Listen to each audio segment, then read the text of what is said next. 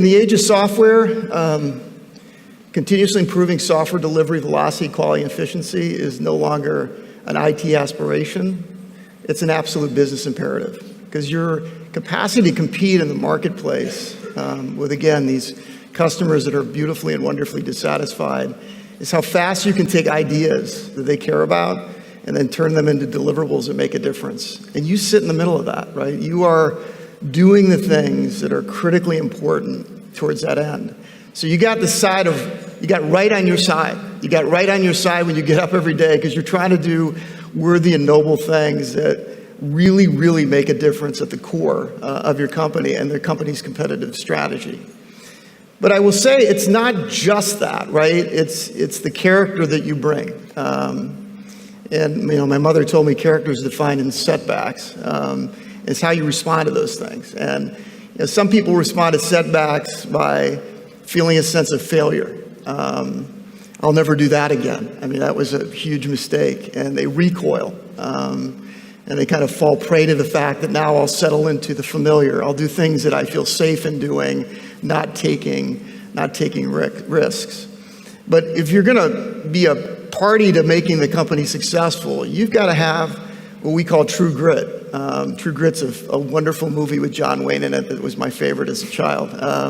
But true grit to me is you got to have, first and foremost, courage, right? You got to be able to take these setbacks on and not say, bummer, dude. You got to say, hey, that didn't work. But I'm a problem solver. I like challenges. I'm going to stand back up again. I'm going to take another crack at this thing, and I'm going to progress and move forward. And that's just nothing more than part of the learning process. So you got to have that courage. You got to have passion. The speakers that you're going to see on stage here get you excited, get you fired up. They're good storytellers. They're good at talking about the good, the bad, and the ugly. They're honest about the quest. They're transparent.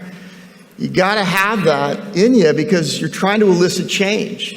Joe said that, only on the average, if you're a large organization, only 1/3 of people are engaged. 2/3 don't want any change to happen. None. 17% want you to die if, in fact, you're trying to elicit change. So you get up every morning with 2/3 of the company wanting you not to succeed if you're a change agent.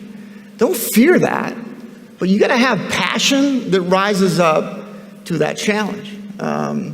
That's really, really important. And that passion can't be situational. It's got to be every day in everything that you do. And then lastly, it's just perseverance. It's just, you can't give up. I spent a lot of time with a lot of large enterprises and listen to the struggles that they've got. And it's hard to hear. Because, in this world order, big doesn't beat small. It's fast beats slow. If you're big and fast, you can dominate. But it's really hard to combine those two things, right? It's really hard to be big and to be fast. So a big part of actually making that come true is just absolute perseverance in the face of massive and difficult setbacks. But be fired up. I've got introduced to the community through Gene. I've seen so many people that inspire me. They get me fired up.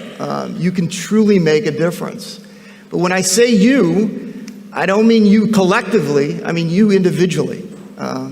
You have a huge responsibility, a huge degree of accountability. Because if you fail, and if you don't succeed in actually making these things come true, I can guarantee you, your companies will fail. They will absolutely fail.